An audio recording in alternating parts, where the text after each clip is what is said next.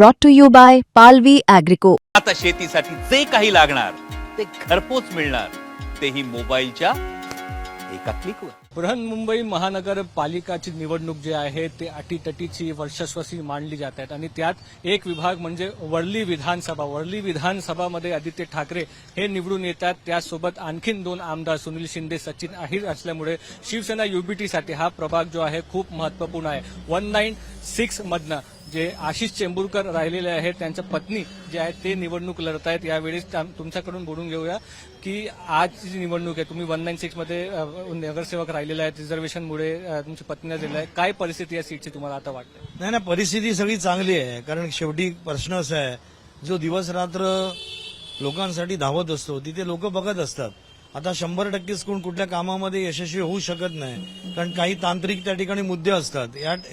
त्यामुळे कोणी यशस्वी त्या ठिकाणी होऊ शकत नाही 100% कामामध्ये. पण आज गेले अनेक वर्ष लोकांची जुळलेली नाळ मतदारांशी, कळलं ना, मतदार आम्हाला विचारतील, मतदार आमच्याशी भांडतील, पण त्या पोलिंगपर्यंत जाईपर्यंत ना ते विचार करतील आणि आमच्या मशालीलाच ते वोटिंग करतील, कारण यांचे स्नेहभाव संबंध आमचे त्यांच्याशी या ठिकाणी जुळलेले आहेत. कुठे कुठे पूर्ण मुंबईत पाहिलं तर जे सर्वात जास्त हाय राईज आहे ते तुमच्या विभागात येते आणि हाय राईज असल्यामुळे एक कॉस्मोपॉलिटन मतदार होऊ जातात. आणि यावेळी जेव्हा आपण मराठी माणसाचा बाकीचा विषय घेतलेला तर बाकीचे जे मतदान आहे ते आपल्याशी जुळणार नाही अशी तुम्हाला शंका वाटते?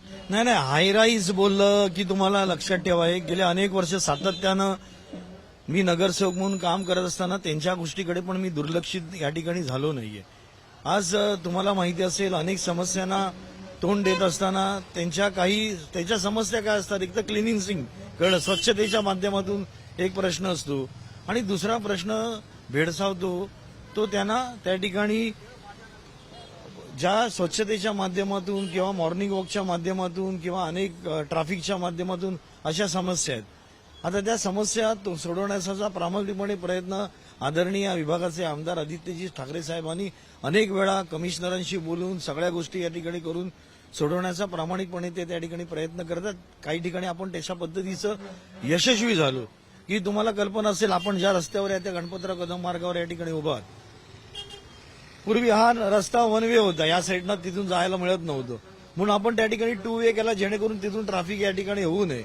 अशा असंख्य समस्येवर आपण त्या ठिकाणी मात केली आणि याच्यातला भाग नाही. ज्या हायराईज सोसायटीच्या संदर्भामध्ये जे प्रॉब्लेम असतात, कळलं, मग ते बीएसटीच्या माध्यमातून असो किंवा आणखीन महानगरपालिकेच्या माध्यमातून असो, ते प्रश्न सोडवण्यासाठी ती सोसायटी प्रामुख्याने आमच्याशी संपर्कात असते, कळलं ना. त्यामुळे अनेक वर्षाची बांधिलकी आहे आणि विशिष्ट पद्धतीमध्ये तुम्ही एक बघितलं की लोकसभा असो किंवा विधानसभा असो, ह्या पक्ष लेवलवर ही वोटिंग होत असते.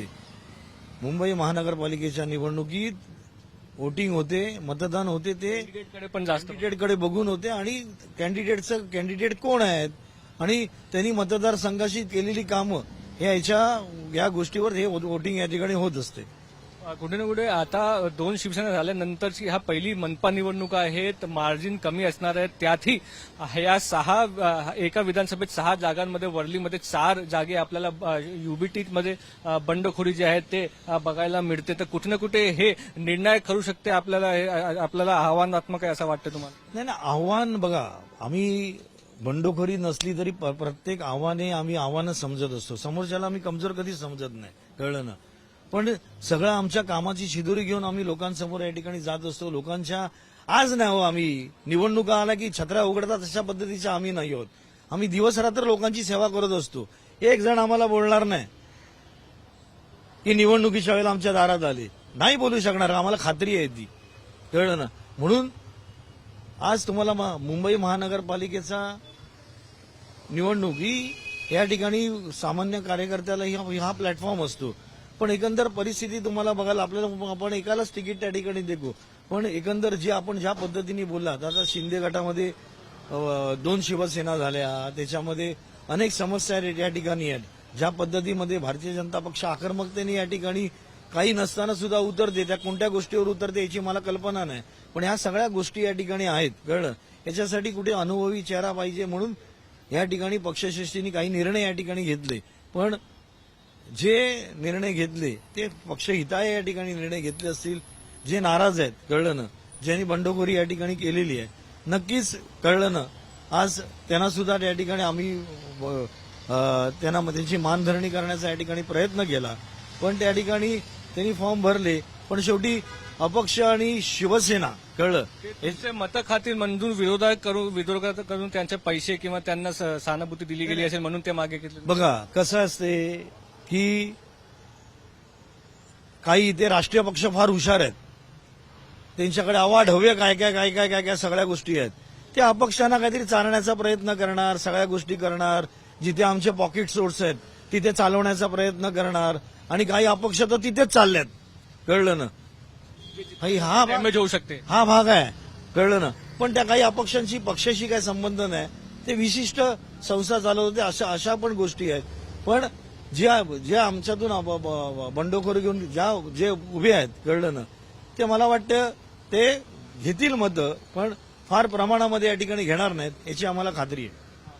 पक्षप्रमुख उद्धव ठाकरे वर्लीत येत आहेत, ते पण एक महत्व देता या विधानसभेला म्हणून येत आहेत. काय त्यांचा प्रभाव असेल, काय वाटतं? नाही तुम्ही बघा की अनेक वर्ष उद्धवजी ज्या वेळेला निवडणुका लोकसभेची असो, विधानसभेची असो किंवा मुंबई महानगरपालिकेची असो, ते अनेक वेळा त्या ठिकाणी शाखेला गाठीभेटी देत असतात. तुम्ही बघितलं असेल, 2च दिवसापूर्वी दैसरला त्या ठिकाणी भेटी दिल्या, बँड्रा शाखेमध्ये ते गेले.